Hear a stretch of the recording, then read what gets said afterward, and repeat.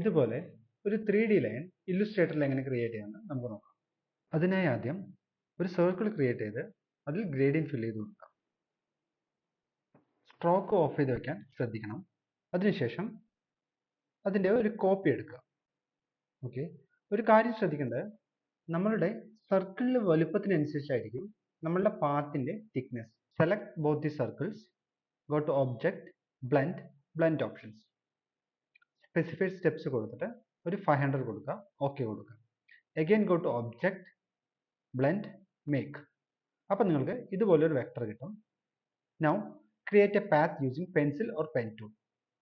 നിങ്ങൾക്ക് ഏത് രീതിയിലാണ് 3D ഒബ്ജക്റ്റ് വേണ്ടത് അതുപോലൊരു ലൈൻ വരച്ചു കൊടുക്കുക.